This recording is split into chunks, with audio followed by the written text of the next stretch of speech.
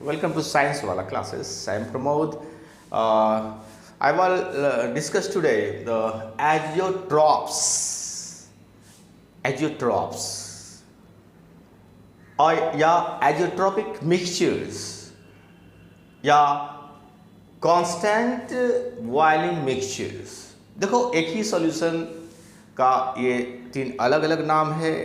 इसको एजियोट्रॉप्स भी कहते हैं, एजियोट्रॉपिक मिक्सचर्स भी कहते हैं, और sometime we also call it constant boiling mixtures.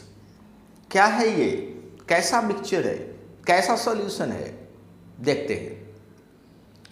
देखो, मान लो कि एक बाइनरी सॉल्यूशन है। जरूरी नहीं है कि बाइनरी ही हो, आप 3 एलिमेंट कंपोनेंट में मिला सकते हो, 4 भी कंपोनेंट मिला सकते हो, लेकिन हम बाइनरी की बात कर रहे हैं। मतलब 2 कंपोनेंट आपने मिलाया, मिक्सचर्स बनाया। सपोज दोनों लिक्विड को मिलाया, दोनों लिक्विड मिलाया, तो ये तो पता है कि अलग अलग जो लिक्विड होती है, जैसे वाटर का बॉइलिंग टेम्परेचर 100 डिग्री सेल्सियस है, अल्कोहल का 70 के रेंज में है, 70 समथिंग, 70 to 80। तो अलग अलग लिक्विड की जो बॉइलिंग टेम्परेचर है, बॉइलिंग पॉइंट है, वो अलग अलग होती है। कोई लो टेम्परेचर पर बॉयल करता है, कोई हाई टेम्परेचर पर बॉयल करता है। तो अगर 2 अलग अलग लिक्विड जो है जिसकी बॉइलिंग पॉइंट अलग अलग है, उसे मैंने मिक्स किया, तो क्या कहेंगे, बाइनरी मिक्सचर जो लिक्विड फॉर्म में है, लिक्विड अवस्था में है, लिक्विड स्टेट में है, हैविंग सेम कंपोजिशन। कंपोजिशन का मतलब यहाँ है मोल फ्रैक्शंस ऑफ कंपोनेंट्स। कंपोजिशन की जब मतलब कंपोजिशन का मतलब है कौन कितना, आपने कितना में कौन कितना मिला हुआ है। तो मोल फ्रैक्शन एक अच्छा तरीका है, उपाय है, जिससे आप कंपोजिशन रिप्रेजेंट कर सकते हो। सपोज ए और बी 2 कंपोनेंट को आपने मिक्स किया, तो ए का मोल फ्रैक्शन, बी का मोल फ्रैक्शन से आपको पता चल जाता है कि ए और बी का कंपोजिशन क्या है। तो जब कंपोजिशन की बात हो तो पट सा आपके दिमाग में आना चाहिए मोल फ्रैक्शंस, है ना। वो ज़्यादा आसान होगा आपको समझने के लिए भी और हैंडल करने के लिए भी। तो कहता है कि ए बाइनरी मिक्सचर जो लिक्विड फॉर्म में है, having same composition, same composition मतलब मोल फ्रैक्शन जो है ए और बी का जो है वो सेम हो इन लिक्विड फेज, मतलब सॉल्यूशन लिक्विड फेज में है। मतलब सॉल्यूशन का जो सॉल्यूशन में जो ए और बी कंपोनेंट है उसका मोल फ्रैक्शंस, ए का मोल फ्रैक्शन और बी का mole fractions, and vapour phase, liquid phase and vapour phase. Vapour phase मतलब जो वेपर बना, सॉल्यूशन के ऊपर जो वेपर बना, उसमें भी ए का और बी का दोनों का मॉलिक्यूल्स होगा, उसमें भी ए और बी का जो मोल फ्रैक्शन हो, कंपोजिशन है, वो दोनों सेम है। It's very interesting. सो आप देखो, मेरी बात है कि लिक्विड जो सॉल्यूशन है, सॉल्यूशन के अंदर भी ए और बी का जो कंपोजिशन है, मतलब मोल फ्रैक्शन वही होगा जो वेपर फेज में मोल फ्रैक्शंस होगा, कंपोजिशन होगा ए और बी का। अगर ऐसा होता है, अगर ऐसा केस बनता है, सिचुएशन बनता है, तो आप इस तभी बनता है जब which boils at one constant temperature both components. तो उस हालात में होती क्या है कि वो जो सॉल्यूशन है वो एक ही कांस्टेंट, वन कांस्टेंट टेम्परेचर पर ही बॉयल करेगा, which boils at one constant temperature. जैसे अभी मैंने बताया कि वाटर 100 डिग्री सेल्सियस पर बॉयल करेगा और अल्कोहल सपोज 70 to 80 रेंज में बॉयल करेगा। लेकिन जब वो मिक्सचर ऐसे बनेगी, कैसी बनेगी, इसमें जो कंपोजिशन है लिक्विड फेज और वेपर फेज में बराबर होगा, उस हालात में आप देखोगे कि जो बॉइलिंग पॉइंट है, बॉइलिंग टेम्परेचर है, वो पूरे सॉल्यूशन का एक होगा। मतलब जब आप सपोज 100 और वाटर का था, 70 लगभग अल्कोहल का था और 70 समथिंग, तो सपोज दोनों को मिलाने के बाद सपोज बन गया टेम्परेचर x। तो x टेम्परेचर पर ही दोनों बॉयल करेगा, बराबर रूप से बॉयल करेगा। मतलब दोनों का बॉइलिंग, एक तरीके से समझो कि दोनों का बॉइलिंग टेम्परेचर एक हो गया। तो ऐसे सॉल्यूशन को हम कहते हैं एजियोट्रॉप्स या एजियोट्रॉपिक मिक्सचर और कांस्टेंट बॉइलिंग मिक्सचर। ऐसे मिक्सचर्स का में सबसे बड़ी परेशानी होती है कि हम अगर मिक्सचर्स को सेपरेट करना चाहे तो कौन सा मेथड अप्लाई करें। क्योंकि जनरली देखो मिक्सचर्स में आपने लोअर क्लासेस में पढ़ा होगा कि डिस्टिलेशन प्रोसेस या फ्रैक्शनल डिस्टिलेशन मेथड से हम दो अलग अलग कंपोनेंट को अलग सेपरेट कर देते हैं। क्योंकि डिस्टिलेशन और फ्रैक्शन डिस्टिलेशन में बॉइलिंग पॉइंट को ही बेस माना जाता है, क्योंकि अलग अलग बॉइलिंग पॉइंट होगा।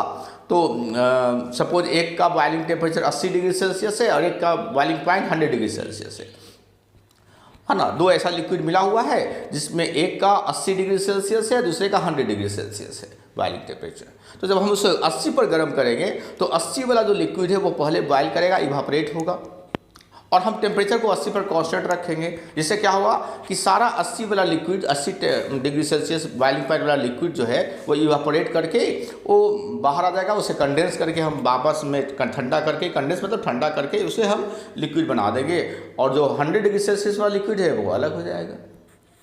लेकिन प्रॉब्लम क्या हो यहाँ पे है कि दोनों का बॉइलिंग पॉइंट एक हो गया है। अब आप जो एक्स अगर टेम्परेचर है दोनों का common boiling point, constant boiling point, तो जैसे ही एक्स पर पहुंचेंगे तो दोनों इवापोरेट होने लगेगा बराबर रूप से। तब प्रॉब्लम हो जाती है कि सेपरेशन कैसे हो। तो इस हालात में जो एजियोट्रोपिक मिक्सचर्स होगा उसको हम fractional method, fractional distillation method या नॉर्मल डिस्टिलेशन मेथड से सेपरेट नहीं कर पाएंगे, क्योंकि बॉइलिंग टेम्परेचर दोनों को एक हो गई। देखो क्या लिखा मैंने, azeotropic mixture cannot be separated by fractional distillation method because both components of the mixture boil at same temperature and vaporise. दोनों एक ही टेम्परेचर पर वेपोराइज करने लगते हैं, बॉयल करने लगते हैं, तो बॉइलिंग टेम्परेचर दोनों का सेम हो गया। So fractional distillation will fail here, fail कर जाएगा। और यहाँ मैंने बताया देखो कि जरूरी नहीं है कि दो ही कंपोनेंट मिलाए एजियोट्रॉप्स बनाने के लिए, तीन भी मिला सकते हैं। देखो यहाँ मैंने क्या लिखा, if two components are mix to form azeotropes, azeotropes मतलब सॉल्यूशन को हम लोग एजियोट्रॉप्स कहेंगे, ऐसे सॉल्यूशन को जिसमें इस तरह का कंसेप्ट होगा, है ना। तो form azeotropes, then it is called binary azeotropes. अगर दो कंपोनेंट मिलाएंगे तो इसको कहेंगे binary azeotropes. And if three components are mixed, अगर तीन कंपोनेंट्स मिलाएंगे तो उसको क्या कहेंगे, ternary, simple to form, then it is called ternary azeotropes, है ना। तो एजियोट्रॉप्स बाइनरी है तो दो कंपोनेंट मिलाया गया, टर्नरी है तो तीन मिलाया गया, and so on it can be said. So ये जो एजियोट्रॉप्स का एजियोट्रॉप्स जो होती है उसकी जो खास बात है, उसकी जो प्रॉपर्टी है, वो शायद आपको समझ में आ गया होगा नाउ।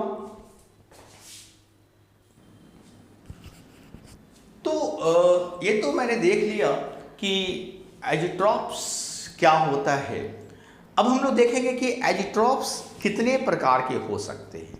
देखो हमारे सामने बेसिकली दो तरह के एजियोट्रॉप्स मौजूद हैं, है ना। एक टाइप्स ऑफ एजियोट्रॉप्स, एक है मिनिमम बॉइलिंग एजियोट्रॉप्स एंड दूसरा है maximum boiling azeotropes. Minimum boiling azeotropes and maximum boiling azeotropes.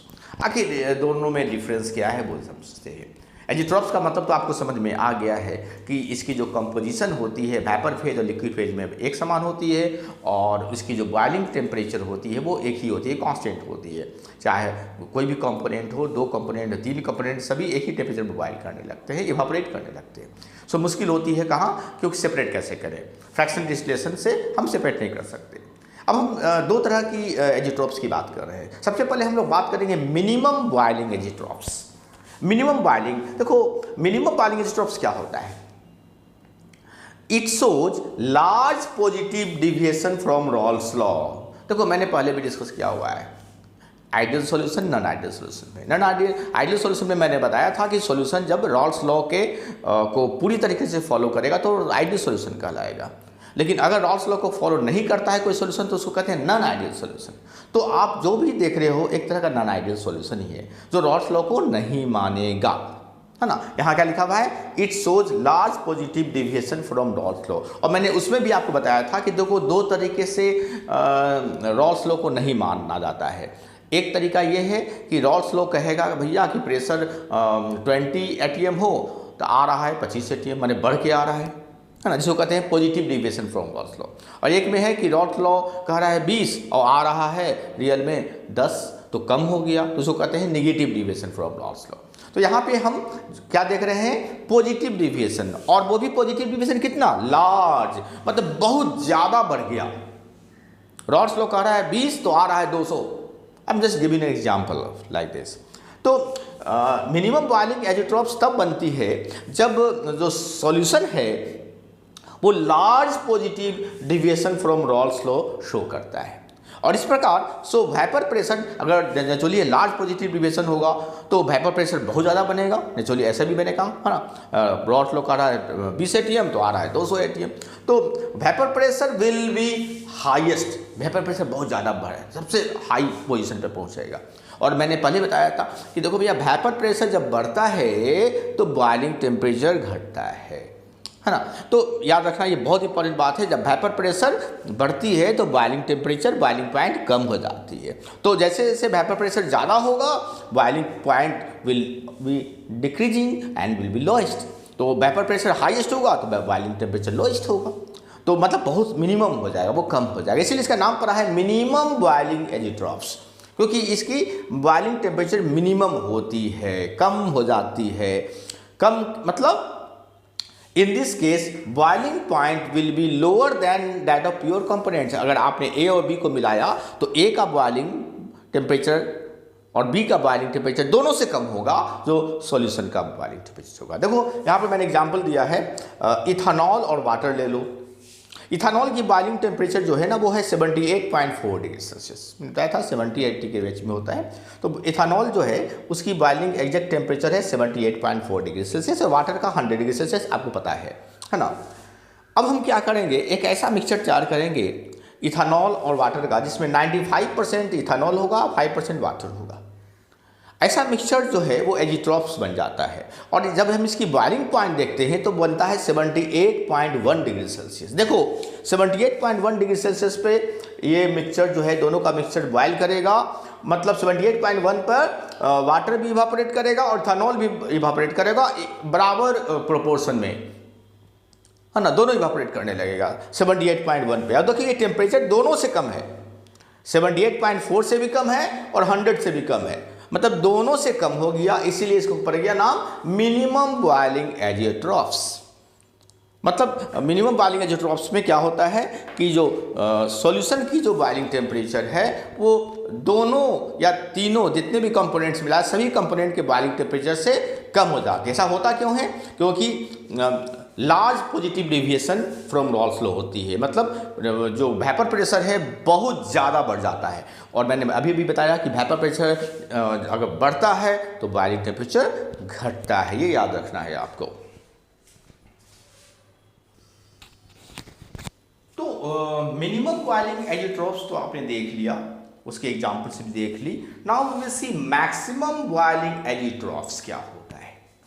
तो जैसा कि मैंने मिनिमम में बताया था आपको कि जो रॉल्स लॉ को वो फॉलो नहीं करता है सॉल्यूशन एजिट्रॉप्स जो है, और वो पॉजिटिव डिविएशन होता है रॉल्स लॉ से, और वो भी लार्ज पॉजिटिव डिविएशन होता है। मतलब रॉल्स लॉ कहेगा 20 atm होना चाहिए तो आ रहा है 200, मतलब बहुत ज़्यादा बढ़ गया वेपर प्रेशर, तो बॉइलिंग पॉइंट उल्टा होता है, वेपर प्रेशर बढ़ेगा तो बॉइलिंग पॉइंट घटेगा।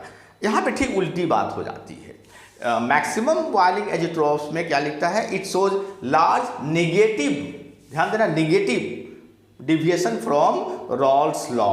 यहाँ पे जो डिविएशन है रॉल्स लॉ से वो नेगेटिव है, negative from Rawls law, Rawls law से नेगेटिव, मतलब रॉल्स लॉ बोल रहा है 20 atm आ रहा है 5 atm, मतलब घट रहा है, अब बहुत ज़्यादा घट रहा है, नेगेटिव, लार्ज नेगेटिव, बहुत ज़्यादा कम हो रहा है।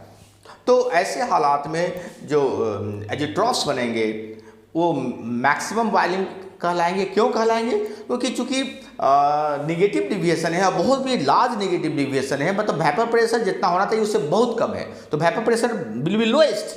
सो vapour pressure will be lowest, vapour pressure बहुत कम हो जाएगा, लोएस्ट होगा, और वेपर प्रेशर कम होगा तो मैंने बताया था उल्टा होता है बॉइलिंग पॉइंट, बॉइलिंग पॉइंट बहुत ज़्यादा हाई हो जाएगा, and boiling point will B highest, boiling point maximum maximum value पर पहुंच जाएगा, इसलिए इसका नाम पड़ा है मैक्सिमम बॉइलिंग एजिट्रॉप्स। ऐसे एजिट्रॉप्स में देखा जाता है कि in this case boiling point will be higher than that of pure component. जो कंपोनेंट आप मिला रहे हैं, जो प्योर कंपोनेंट मिला करके आप जो एजिट्रॉप्स मिक्सचर बना रहे हैं, उस तो प्योर कंपोनेंट का जो बॉइलिंग टेम्परेचर होगा उस दोनों से ज़्यादा होगा मिक्सचर का बॉइलिंग टेम्परेचर। मतलब आप देखो एग्जाम्पल में यहाँ मैंने HNO3 नाइट्रिक एसिड लिया है, 68% आप नाइट्रिक एसिड लो और वाटर का 32% ले लो, एक मिक्सचर बनाओ। तो देखो नाइट्रिक एसिड का जो बॉइलिंग पॉइंट है वो 83 डिग्री सेल्सियस के लगभग होता है और वाटर का 100 degree Celsius, you know very well. अब दोनों को जब मिक्स करेंगे जो एजिट्रॉपिक मिक्सचर्स बनेगी वो उसका बॉइलिंग पॉइंट कितना आ रहा है 120.5 डिग्री सेल्सियस, 120.5 डिग्री सेल्सियस लगभग बनेगा। तो वो दोनों से ज़्यादा है, 83 से भी ज़्यादा है, 100 से भी ज़्यादा है, तो दोनों से ज़्यादा हुआ, इसलिए इसका नाम पड़ेगा maximum boiling azeotropes. Hope you must have understood this important topic. Chemistry की सॉल्यूशन के चैप्टर की बहुत इंपॉर्टेंट टॉपिक है azeotropes. Okay, hope you must have understood this topic. Okay, thank you, bye.